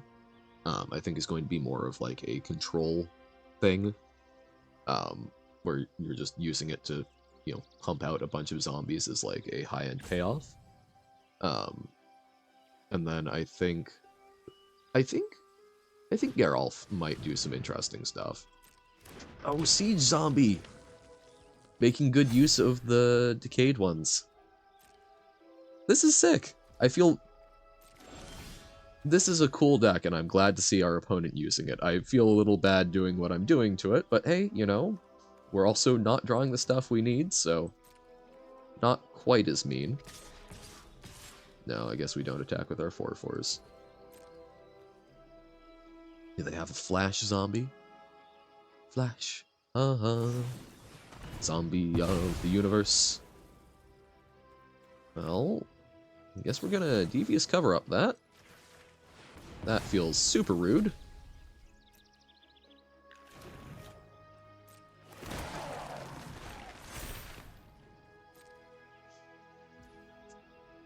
Corpse Gobble is another really cool way of using them, but alas and alack.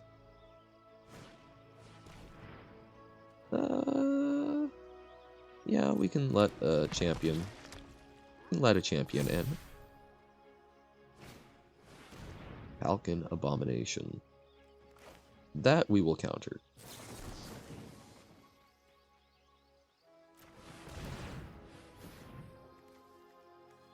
Get rid of Necroduality. Those are the only two counter spells in our deck. And now we can... Ooh, we can bounce champion first. Like, there might be a blowout if they try and trade it with Titan, but I also want to attack with our other stuff, so... Yep, okay. Opponent had cool zombie deck. I think it's cool. Necroduality is pretty sweet. I'm not sure, though, a lot of the zombies that you want to copy are legendary, so, I don't know. Throw in, oh god, what's it, Mirror Box? They printed one in Neon Dynasty where you get to do multiple legends, but we'll make this the last game of Magic for the day. Then we'll be back in 2-ish hours for some Baba Is You. We can keep this. We've got Virtue of Strength and Doppelgang. What could go wrong? Many things, like people playing aggro decks in the play queue just to get their daily wins. I don't think that's what this is.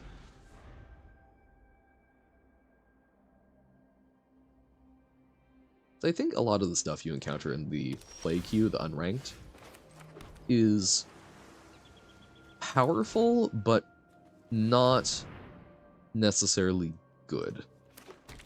I'm not sure how to articulate that quite so well. It's the things that make it unranked are very powerful in ways that are fast and cohesive, whereas a lot of the stuff that makes it, or at least people are playing on the play ladder, is stuff that doesn't make it unranked, where it's got a lot of power level to it, but it doesn't necessarily do what you need a deck to do to be competitive. Okay. I don't think we try and virtue back the Scrap Gorger, so I'm going to discard the Sky Turtle for a Glimpse of the Core. And then try and Glimpse the Core.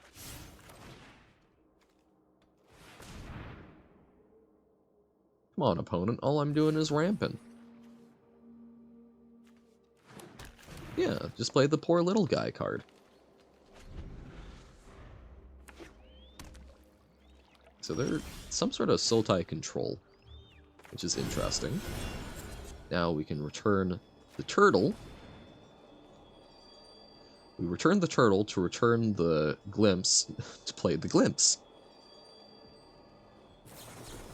Ah. Well, there goes that chain. But let's try it again. Turtle. Turtle power. And then we will turtle to get back virtue. And then virtue to get back the turtle. Ah, how sensical this is.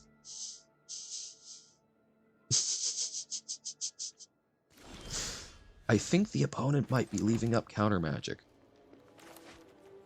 Well, let's get back a glimpse the core. And try and ramp a little more.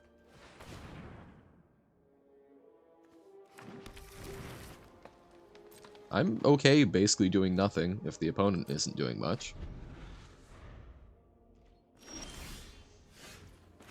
Scrappy Gorge. Scrappy George. Okay. End turn. Aha. Opponent actually played something. Now they'll chip us down. Well, now I feel a little comfortable attempting a Virtue of Strength, because we've got ways to do a follow-up play. We do not have the 4 to pay. Should have waited a little longer, I guess. No tax. Okay.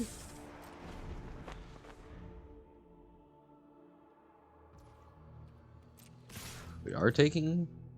I mean, 2 power in the air is nothing to sneeze at.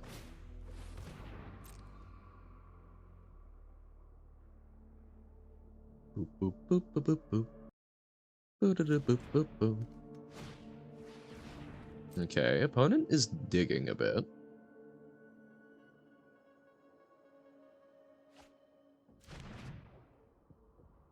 I assume they'll have a counterspell still, but...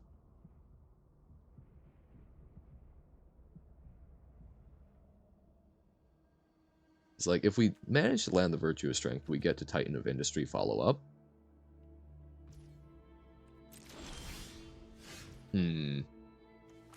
Well, we try it. Counter. We should have exiled something. Ho ho ho!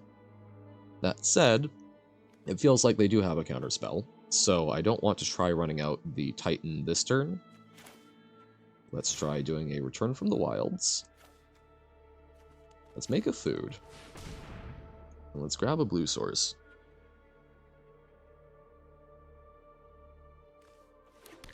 So now, next turn, I feel like we can try doing Titan and Doppelgang.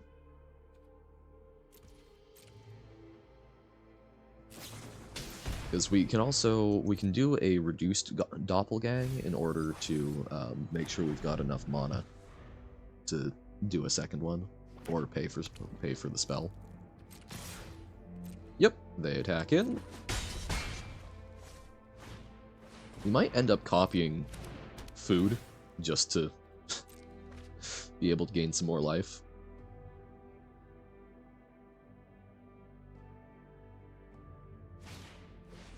Okay, double up the Beanstalk. I feel... So, Urtai Scorn. Okay, so as long they cannot counter the first thing we play with Urtai Scorn with their land how it currently. Okay, so they've just gone shields down.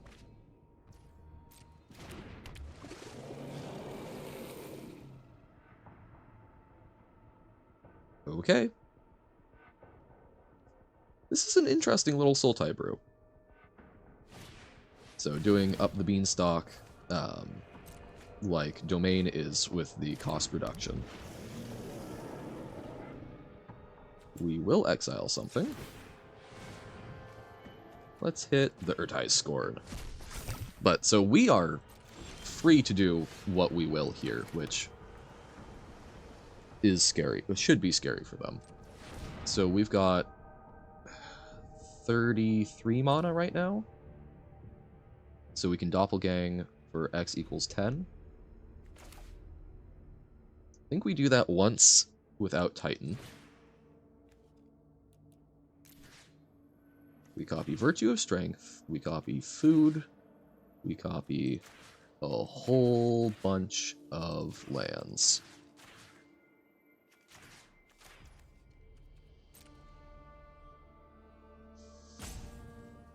Okay.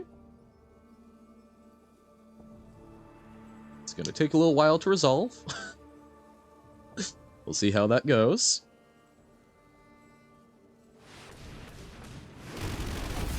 Okay. Now we Titan of Industry. It's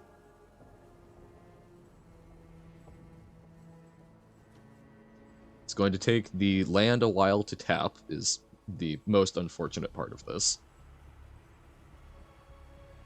Also, now each of our lands tap for, yeah, about 2,000. We will gain 5 life and make a Rhino.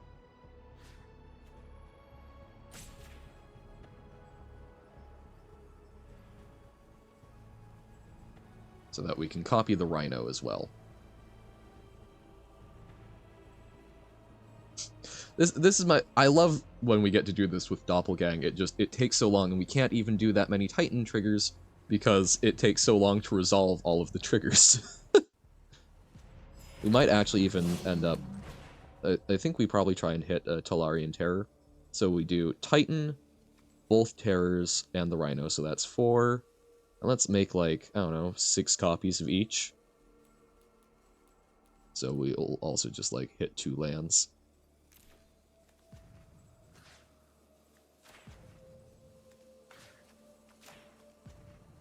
Oh god, it's having so much trouble.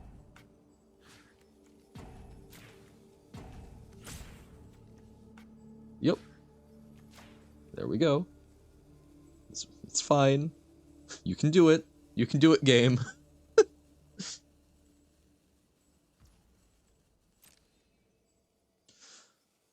Doppelgang is so delightful, but Arena is so not prepared to handle it.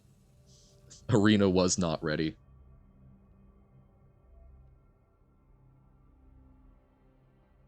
So what we do here is we gain life and put shield counters on them, because they're not going to have a lot of exile-based removal. Yes, we can pay the Ward 2 with our 2,000 floating mana. We actually have way more than that, I believe, but... Auto-pay. I don't want to know what happens if you do this without a timer and the game can actually try and resolve. I mean, so token limit of Virtue of Strength would be 144, and then you can play 4 other copies, so that's 148 to the third. Pulling out my phone for that one. Yes, we pay. 148 to the power of 3. So that would be... Oh, wait, no. It's 3 to the power of 148, my bad. Because each one is tripling, so... Well, it ends in e to the 70, so... Doing decent. So we gain life, make a shield counter. There we go. Oh, this is so slow. Life, shield counter. Doop. Life shield counter. I think this is what I do think Doppelgang could do some much better stuff in paper magic if you aren't having to worry about, oh hey, my timer's running out because it can't process a massive replacement effect like that. But I don't know, it's like fairly easy to go infinite with Doppelgang, but you need to survive a long time. So it's like, it's not, and it's also like, here I'm not actually going infinite, right? You can go infinite with like a Shigeki and so on loop, and then you just start making lands with Doppelgang because they enter untapped and so on. It's a very fun card. It's not a very practical card.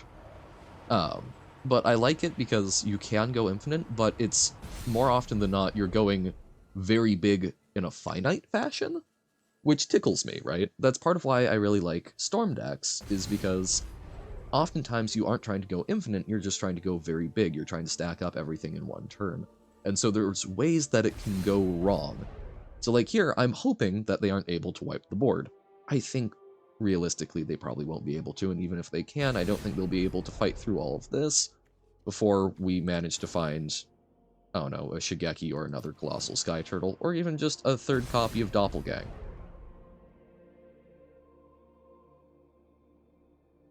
But we also, we could have done something much bigger. We couldn't have done Doppelgang for, infinity, because also it's limited by the number of things that you can target, right? You can't target, it's up to X targets.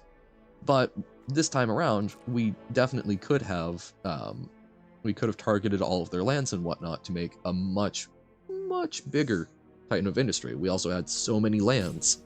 We could have made a couple hundred copies. And then a third Doppelgang, we can copy all of the things that we've copied and so on and so forth. But it gets ludicrous. We've tried to pass the turn. Doot doot doot doot doot doot doot doot doot. Have we crashed the game? That does happen. It's almost like they haven't anticipated people tapping one land and it having 11 replacement effects.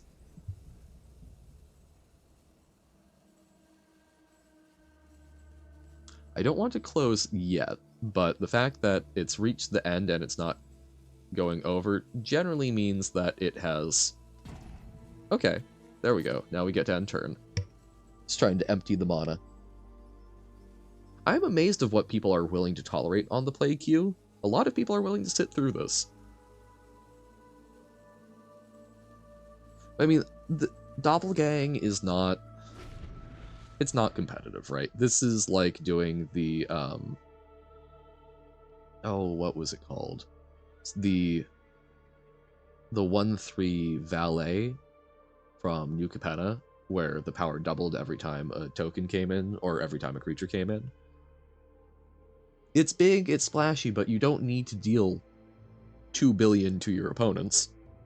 But it's fun because it's exponential, the number go up.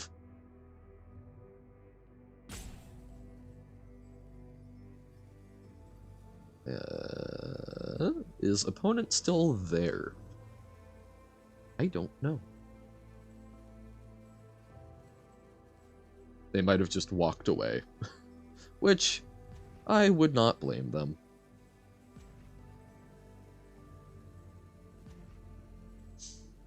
I think, so best game I've had with this was against someone who, that like common experience people seem to have of running into a mill deck and being like scarred by it, so that they go out and they build a 100 or 200 card deck so that they'll never get milled again, run some cards that shuffle stuff back in so that they won't get milled out. It was someone playing a like 150 card blue-white deck that I assume, had run into some sort of mill deck on the ladder and was like, this is not going to happen to me. And sat through me resolving 40 Titan of Industry triggers because they had a farewell in hand. They farewelled me, but then I was able to just loop and recur it, hold up a counter spell, counter their counter magic for my next Doppelgang, stuck the Titans, did another like 10 of them, and was able to kill them for lethal with no cards in library. If they've already been scarred by a mill deck, I don't know how they're going to handle that horrible Doppelgang experience, because I'm also not sure what, what you do for that, but I laugh about it, and I don't think it has probably caused any sort of significant mental or emotional harm, but if you're already having that much of a problem with, oh no, I ran into a mill deck that I'm going to make my own deck significantly worse just to prevent that, I don't know what that crushing experience is going to do to you. Opponent. Okay. That is understandable, opponent. Alrighty. We actually won 7 games today? I'm kind of surprised. So, I like Doppelgang. It's one I am definitely going to play around with more in the future. This is an interesting shell for it, but, I mean, part of it, I haven't given it a huge crack, right? Part of it, I'm not super confident, nor comfortable with this. I have not played this deck a whole bunch, but I think it's an interesting place. But it's, in fairness, Doppelgang is slow. It's a fireball that costs triple X, and while it can do some very powerful stuff by copying permanents, if you aren't built to take advantage of the permanent copying, it. I think a deck that actually makes good use of Doppelgang is going to be like playing a bunch of big things that it wants to make, 4 copies of with 7 mana, right? Because if I'm playing, if I've got my Colossal Sky Turtle, and if I've got 2 like very big beefy non-legendary things, what's the Phyrexian Worm one? Phyrexian Worm. Defiler of Vigor. Yeah, so like if, I've got my Defiler of Vigor, and I don't know, some other big green or blue thing, and then I pay 7 mana, I make 2 extra copies of each, that's a pretty good deal. Or if I'm up against someone that's playing big stuff, I can also do that. Like, I think that's where Doppelgang I could see actually being a curve topper and offering some flexibility. Later game, it can be an even bigger mana sink. Doing it like this, I have fun with it. I have a blast. I will 100% continue to play decks like this, but Old Soul's Rage is just better. In this tech, in this context, it helps you ramp. It can snipe stuff, and it's a fireball that directly kills them. We don't, like, maybe if we were doing something with haste, but then again, it makes the mana base a lot worse if we aren't doing these fetch lands so that we can find the colors we need with all of our basics. So, don't think it's one we're going to be running the ladder with a lot, but, it's there. It's something that we are having in mind. It's in the back of our head. We'll see, maybe Outlaws of Thunder Junction will get something. Maybe after rotation, we'll see a way to make something like this work a bit better. But for now, I think it is a fun deck to pull out when you just want to see some big stuff happen. And it happens more reliably than you would expect. Like Rabble Rousing and a bunch of these other pet cards that I've had in the past. You cannot make it work, really. You might get lucky, you might get there, but most of them, it requires surviving. It requires surviving longer than necessarily works for a payoff that still requires you to have something else going on. Whereas this, Doppelgang can, if your opponent's doing big stuff, you can hit that. You can hit your own lands, you can do a bunch of stuff to make it pretty big. There's ways to survive, but I think it's too slow for actual ladder play, and I think it's fun in the play queue, but I don't like to play stuff that is relatively competitive in the play queue, because it's frustrating to just be trying to, test out a deck for fun, or just, yeah, maybe you just want to pop off and run into someone who's playing like, blue-white control in the play queue. That sucks. That always makes my day markedly worse, so I try not to do that. For me, At least this one, I would feel bad playing in it. The Doppelgang Simic Ramp, I'm kind of okay, but I don't want to do it too much. So we will think about it. We've still got like 23 rare and 8 mythic wild cards. Um, I do think I'll do something with like the black white life gain. I think I might also put together domain. It looks interesting. It's going to survive rotation. But yeah, it's I don't know. As I liked Boros Convoke. It was a very good aggro deck. I know a lot of people were annoyed playing against it a whole bunch, and I'm sure people still are. I think it's gotten significantly worse at this point because a lot of people are playing around it, and I don't know, like the World Souls Rage deck can sometimes be tough for it to deal with. Um, I at least have been having worse luck with it. I might go back to it now that I've actually got all of the War Leaders calls. I don't know, I'm a little all over the place. Domain is one that I think I should play a little bit, get a feel for. It's going to require crafting some Atroxes, which, those get used in a lot of combo decks as like the payoff. So we'll see. We will see. Tomorrow, I think I will come back and I'll probably run some blue-white control. I have put together a basic deck for that. In all my, 15-ish years of playing Magic, have not run a blue-white control shell. I've played this about 4 times, just trying to make sure that, like, I wasn't completely off base with any of these, because it's kind of a mishmash of a couple of different ones. Um, I think there are better ones. I think Unstable Glyph Bridge and Temporal Pilgrim are a little wonky, but it's, I think, a reasonable representation of it. So we'll try playing this a bit more tomorrow, try and get more opinions, try and refine my understanding of it. The fact that, leaving up mana each turn and being able to do stuff feels very powerful. I do like it. I can see why it appeals to people, even if it annoys the ever-loving hell out of me. So we'll mess around with this. We might try some domain. We might do some life gain. I do want to make some Urbrask Forges, because that's a card that I want to do some sort of like red control deck that relies on that. Because we've got a lot of stuff that hits enchantments now, but artifacts tend to dodge it a little bit better. And I don't know, I love cards like that, even if I don't think they're necessarily good. So, thank you all for tuning in. I appreciate you sitting through some very wonky games with trying to make Doppelgang work. But I'm going to go grab some breakfast. I will be back in about an hour and a half, looking for some more Baba Is You. When we left off, we had finished the Chasm. So we're on to another world and getting close to messing around with the rules of levels themselves. Thank y'all. If I don't see you again, I hope you have a fantastic rest of your day, and if I do, it's going to be a fun time this afternoon. For now, though, bye!